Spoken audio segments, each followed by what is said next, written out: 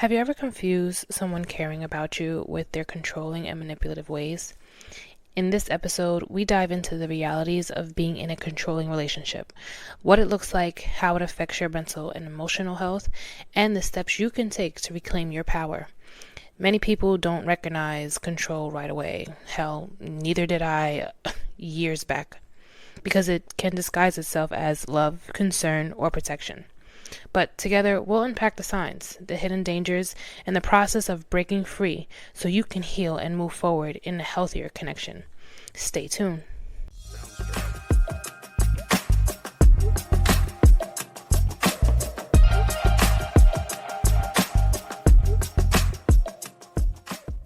What's going on, everybody, and welcome back to the podcast. It's your girl, Shelly Nicole, with the Remedy Podcast. How's everybody doing? Hope everybody had a great week. Thank God the weekend came. I was so tired this week. Boy, when I tell you at work, I just feel like everybody at work, all of us, we're drained. We are drained. This was a summer. I mean, it didn't feel as bad as previous summers, but this one took a lot out of us. I think it's just because of so many changes that were going on, especially just with the world, but just also with federal jobs, how much of a change it was, the unknowing of what was going to happen because of Mr. Sir in the White House. Yeah, it was a lot. Emotionally, it just drained us. So I'm so glad that the summer rush is coming to an end. The kiddies are in school. Well, at least down south, they're in school. I know that if they have charter school up here, they are actually in school as well. But I think like public school and everybody else kind of start after Labor Day, right? I think, yeah. So the rush is coming to an end. Thank God. And the weather changed. I mean, I love it. I used to love the summertime. I really did. But now that I've gotten older, I'm getting really cranky in the summertime and I don't like it. I give me fall. I'm good with the heat, but I have to be like on somebody's beach half naked with a pina colada in my hand. Technically a Bahama Mama, not really a pina colada, but then I'm okay. If I have no clothes on and I'm on the beach or by the pool, I'm great. I'm fine. No problem. But when I'm having to be in this New York humidity heat, I can't stand it. No, not my thing. But I hope you guys had a great weekend. What did I do this weekend? I did my hair because that needed to be done. Yeah, I didn't do much of anything. I did a few errands yesterday, but that was really it. I didn't do much of anything. Again, just really watching my spending, watching what I'm doing. I told you guys, I think like in previous episodes, I am being so conscious of what I'm spending my money on now, because things are getting much more pricier. So you have to kind of like get a second income or a third, and then also still watch your spending. So that is the goal for the remainder of the year. But nonetheless, I just had a regular calm weekend. Nothing too crazy. I hope you guys enjoyed yours. So tonight's episode, I really wanted to talk about this after having a few conversations with a few people. And then also just in my reflection, I often tell you guys that I am reflecting on my past, and I am not ashamed to speak on things that I choose to speak on, that I'm open up into speaking but also realizing that so many people are actually still having these problems. And not to say that it's a certain, it dies out by a certain era or a certain time, but I feel like, I was actually kind of shocked when I've heard so many people actually having these problems when it comes to today's topic, and not realizing that, you've heard that saying, or you've at least seen the saying that be kind to people because you never know what everybody is dealing with. And it's so true, because this episode isn't just about recognizing control. It's about breaking free from it and reminding yourself that you deserve respect, freedom, and peace in your relationship. Control often wears the mask of love and concern or protection. But if love limits your freedom, it if it silences if your voice and your freedom, or steals your joy, then you have to call it what it is. It's toxic. And that is today's episode. Controlling me is not going to release you. So let's just jump right into it. First, let me first say this.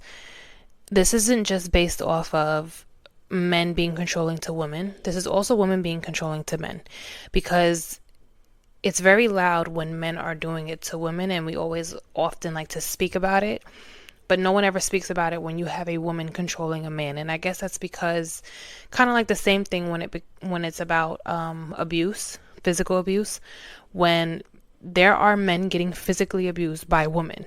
And yes, of course, a lot of people laugh at it because they don't think, oh, well, first, it's not their reality, but they don't think, or when you correlate someone, or you look at it, not correlate, but when you imagine someone hitting someone else, you don't see a woman beating on a guy and him hunched over like stop, or like trying to grab her to make sure he doesn't hit, or she doesn't hit his face. Sorry, that was like a tongue twister for me. I don't know why. But just like physical abuse, having control over your spouse in general, so we'll just say that, over your partner in general, is toxic. And I'm not in any way, shape, or form ever going to judge anybody for staying in a relationship where there is a lot of control going on. But what I will say is, you're not going to find peace. They're not going to change. And you have to tell yourself you're worth more than being told what to do. You have one mother, one father, and they are the only ones that can tell you, under God, because God is above all of us, or above everybody, can tell you what you can and cannot do. And if somebody, regardless if it's your husband, your boyfriend, your wife, your girlfriend, is watching your every move, I'm going to need you to take a whole step back and look at what it is they're doing and remove yourself from the situation before it gets worse. So real quick, I was in a controlling relationship. Out of my 5 relationships that I was in since high school, I was in 2. 2 of them were toxic relationships. The first one was a controlling relationship, where we were both not high school, we were both in college, and he was very much so, and this was on and off for 5 years, but he was very much so the type of guy who didn't want me to communicate with other men outside of my family. So if it wasn't my brother, if it wasn't my cousins, my godbrother, or my father, uncles, I should not be having conversations with these guys. And again, this was college, so this was back in like 2011, 2010, somewhere around there. It wasn't like this in the beginning, so let's not, think that off the bat. It wasn't like that in the beginning, and that's normally how it is when any relationship is going. It doesn't even have to necessarily be a controlling relationship, because everybody knows, like, the honeymoon phase is always the great phase. Everyone's smiling, everyone's laughing, you love them, kissy, kissy, yada, yada, yada, yada. And then after the honeymoon phase, which is like after month 3 or month 4, then you start to see the real them. Then you start to see the real, like, oh, so this is the type of shit that you do. Okay, got it. And then it's kind of like you start thinking, do I want to be in this or do I not want to be in this? Nonetheless, he gradually started to say these things and started to really become very serious about it. I remember one time he had said to me, what were you doing in the library? Now, mind you, when you're in the library, What the fuck could you possibly be doing in the library? Studying, reading, doing stuff that you're supposed to be doing for your schoolwork. I was sitting at a table, I think, by myself for a moment, and then another guy, um, another classmate of mine, who actually I found out last year passed away. I didn't even know. Um, was sitting like not directly across from me, but kind of like adjacently across from me, like on a almost like a 90, not 90, but you know what I mean, on the towards the left of me. And I don't know, I guess he saw it or someone told him, or I don't know what the hell it was. Or he had asked me, like, what was I doing in there?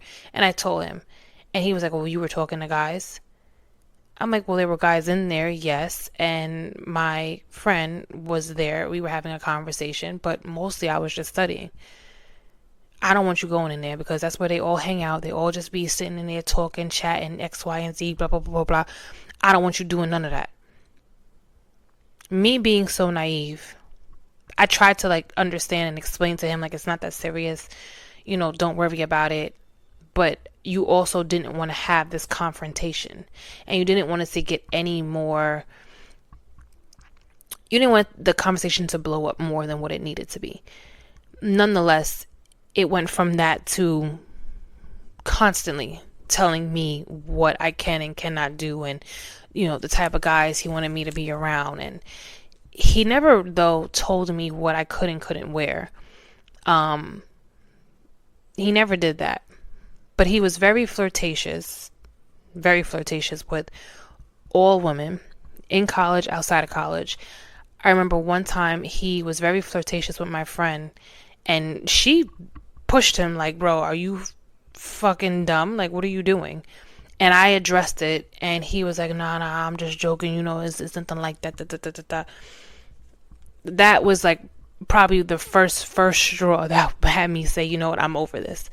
But yeah, he would always try to say like, he could do what he wanted because he was a guy. And even when it came to like social media, back then I think it was it was Facebook. Facebook was more popping back then. MySpace I think started to die out, but then I think it was Facebook. He saw who I was liking on, or people who were liking my pictures on Facebook. Who's this person? Like just very questioning everything that was happening, especially if it had to do with men. And then he would also say, well, I know how men think, and this is what he was thinking, and you shouldn't be the whole bit. I'm telling you, the whole thing. After a while, I was over it. I was done. I got out of that relationship. I was tired of the manipulation. I was tired of the control. I was tired of the trying to like being very vindictive, being very manipulative. I was over it. So I said, yeah, this is over. We're done. Not just because of that, but because he had cheated, and it was around the time my grandmother had passed away, and then I found out who he had cheated on me with. It's always you ain't never got to worry about her, and then they end up fucking cheating with that girl that they said you ain't got to worry about. Yeah, sure, whatever. Anyway, anyway, I ended it. I was just done. I mentally had checked out, but it was time for me to physically check out, and I eventually did. So some of the things that I want to speak on when it comes to control, and how can you figure out if you're being controlled, or if this even is control, or is this somebody who just cares for you deeply. These are some of the things that I came up with as I was at work thinking of all the things that I could talk about. So the first thing is you got to define controlling versus care. Knowing the difference. There's a thin line between a partner being caring and being controlling. Caring is, from how I see it, from what I can see now in my relationship that I'm in now versus the relationships that I had been in, and from those two toxic relationships that I was in. Caring is, babe, did you eat today? Babe, are you all right? Do you need anything from me? What can I do to help you feel at ease? How about we do this to get your mind off of that? Speak to me. What's going on? I'm here to listen. You need anything? I got it. Hey, I got this for you because I remember you were saying that this was bothering you, or I remember you saying you like this. So I got that for you. Do you need a massage? Because I know you was on your feet all day. That's care. That's caring for me. That's showing me that you are interested in my well-being, not just mentally, but physically as well.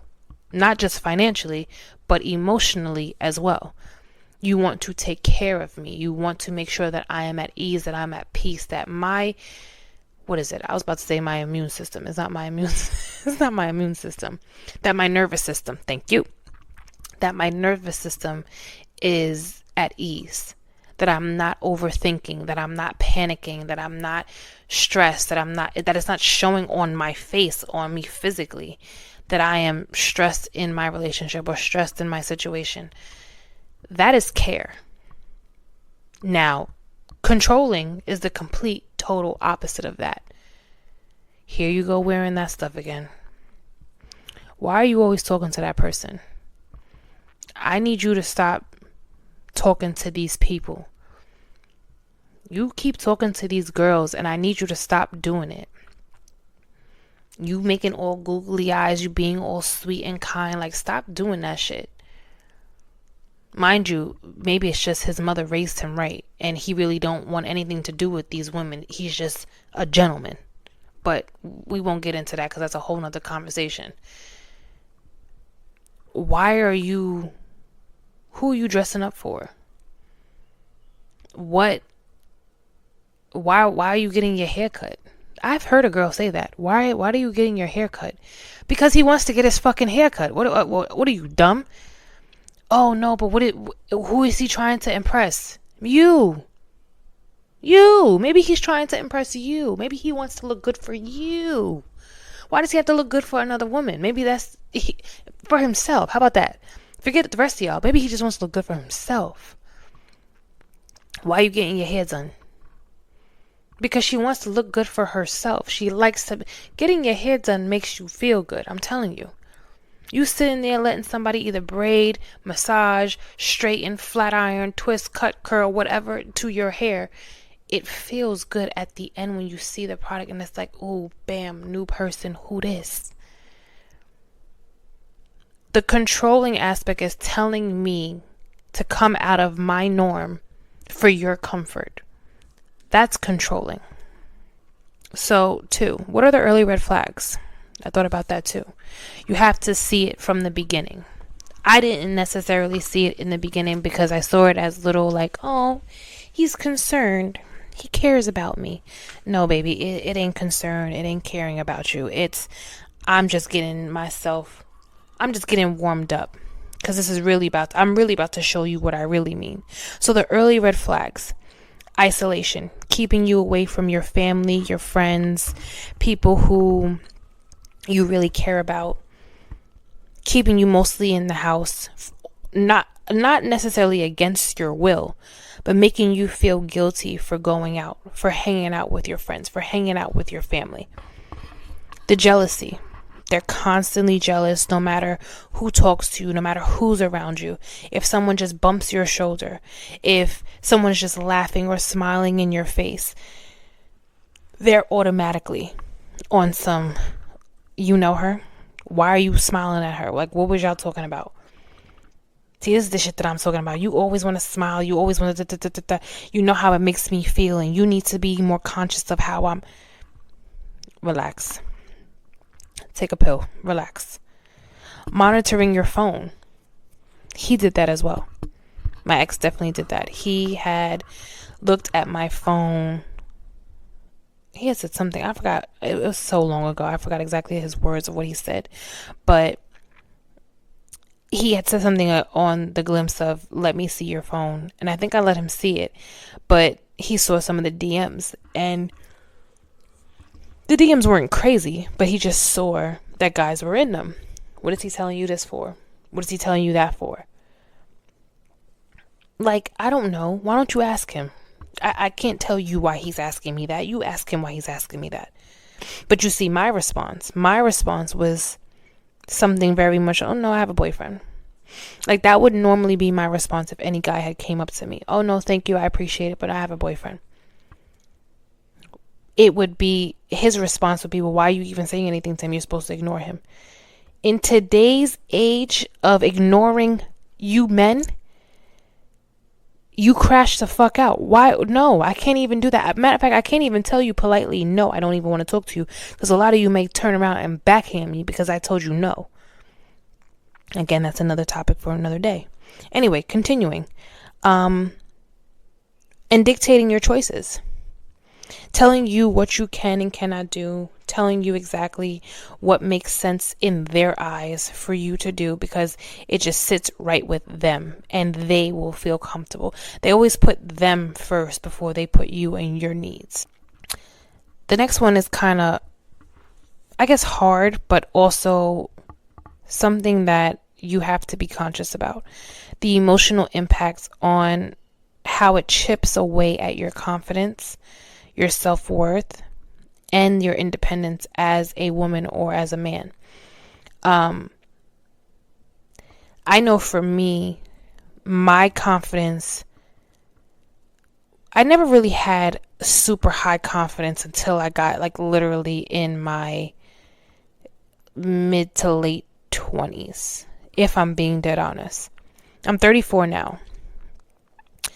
And that was one thing that I definitely said I was keeping in my 20s when I turned 30, that I was going to be living in my most confident self because I knew who I was. And I had to look and take a glimpse at everything that I had, not just material things, but just everything that I have overcome silently, mostly silently, because I never really spoke about it. But everything that I had been through, relationship-wise, personal-wise, everything that I had seen and had to tell myself, you're going to leave this in your 20s and you're going to move into your new decade a completely different person. But the confidence level that I had in that relationship alone started to diminish. And not just that relationship, in the one that I was in now 4 years ago or 5 years ago, I think, or 4 years, I saw my confidence starting to die down again. And I had to not even just die down, but it was in a roller coaster. It was fluctuating. And I had to tell myself, we're not doing that again. And I pulled myself out of that relationship as well. Because you may not think it's a big deal, but when I can see, or if someone can see, you're losing a lot of weight, you're not taking care of yourself, or you're gaining a lot of weight, you're not taking care of yourself the way you used to. You don't dress how you used to. And granted, we all grow, everybody's wardrobe changes, styles change, whatever the case is. But when people realize that this isn't you were never like this. And not that you changed for the positive, you changed for the negative. You changed to accommodate someone else who's not even treating you right, who won't even do the bare minimum for you, but wants you to jump over the wall of China for them. Your self-worth diminishes. You don't feel like you're worth anything. You don't feel like you will ever be happy. You don't feel like you're worthy of being loved correctly. Because this is your example in your face of love, but this isn't really love itself. This isn't how love is supposed to feel like, but you already have this connection to them. You already feel so much emotion for them. It's hard for you to walk away. And your independence. You feel like you have to rely on them for everything.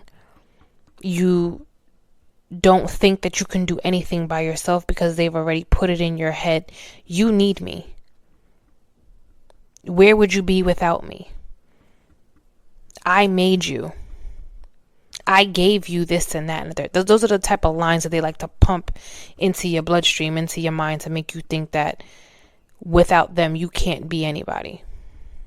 It's when I tell you it's all lies, it's literally all lies. Just like I was saying before, the next one is the gaslighting and the manipulation. I've made, I mean, the constant disguising it as I love you, and I'm doing this because I love you, and I'm doing this because I care. It's for your own safety. This is what's best for you. You don't know what the fuck is best for me. You don't even know what's best for you because you're telling me what to do with my time. You're not even concerned with your own time. I know the right choices to make. How? How do you know the right choices for me? Make it make sense. And whenever you ask a person who is the controller, how is it that your decisions and your choices and what you say is right for this person? How can you be so sure of that? Their answer is always, because I just know. Well, what are you? Psychic? You just know that it's going to work out for them, or is it going to work out for you because it's going to make you be able to sleep at night knowing that you have the strings as the puppeteer to move them around however it is you want to move them? Because at some point in your life, if we're really going to dig deep into it, you were never in control of your life. Someone always told you what to do.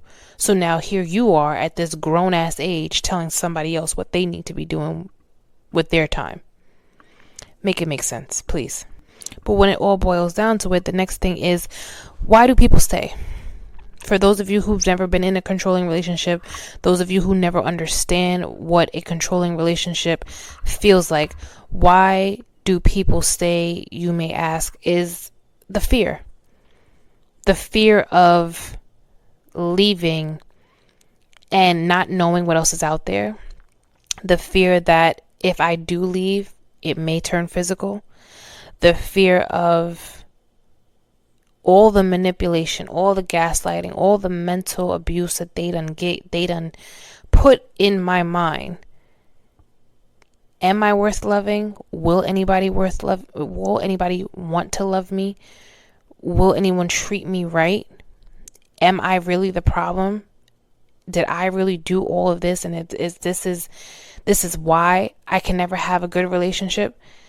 All of these things create the fear of, this is why I need to stay, because it's not the best, but I may never get love again, thinking that this is love when it's really not. You know this isn't love, but because you're not sure of what's on the other side, you stay planted in an area that you should not be in. The guilt, the financial dependence, or believing things will change. If we're all being honest with ourselves, we've stayed in relationships longer than we're supposed to because we had this thought in our mind that if I say this or if I do that, this person will change. And if you're sitting on the other side of this telling me, no, I ain't never do that, you're lying. So cut it out. Each and every one of us have done that. We all have done that. Oh, if I just do this, he'll come around. Well, if I start doing that for her, maybe she'll stop being so weird and stop cursing me out and stop acting like this.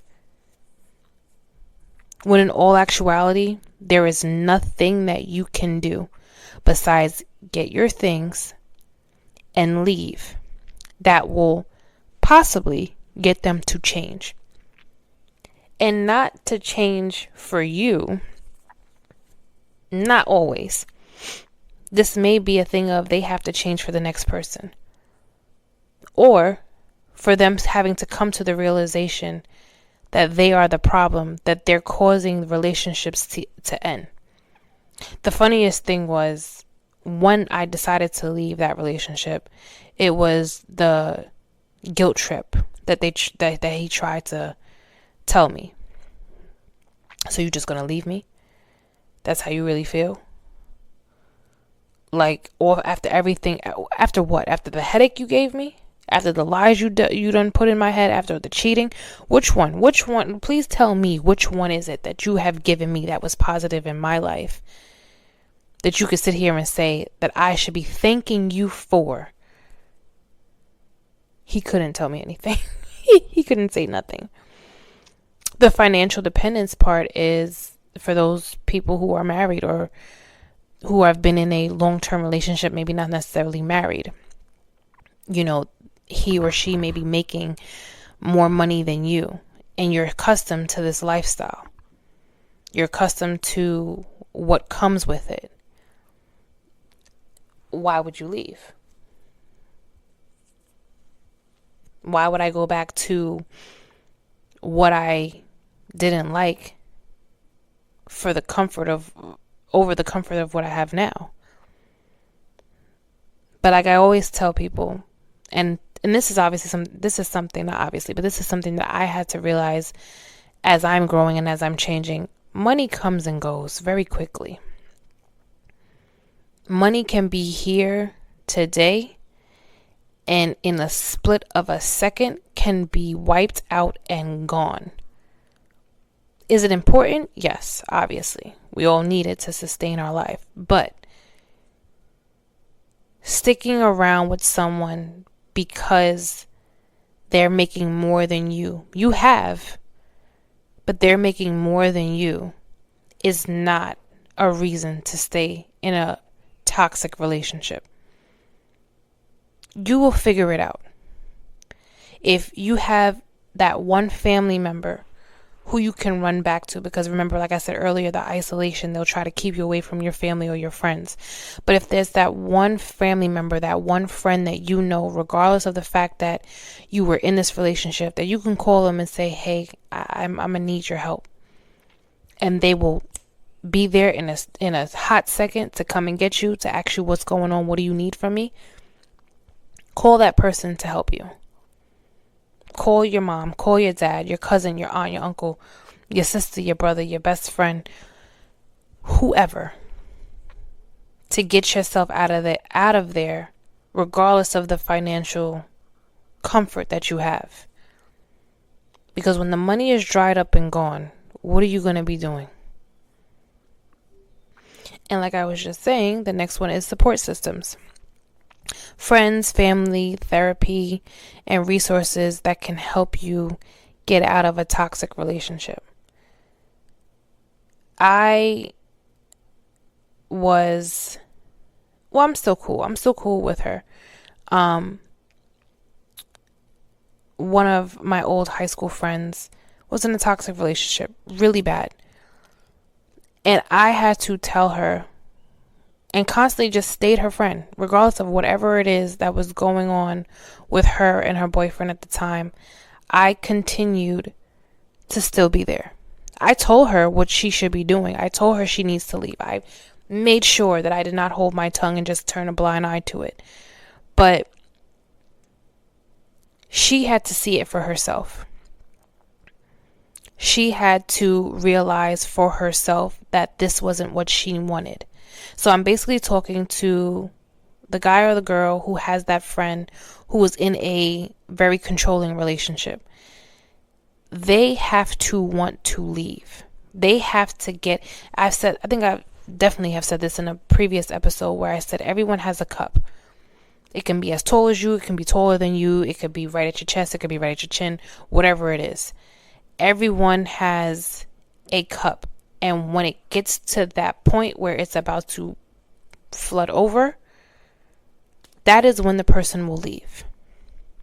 Until then, you just have to be supportive for their emotional state.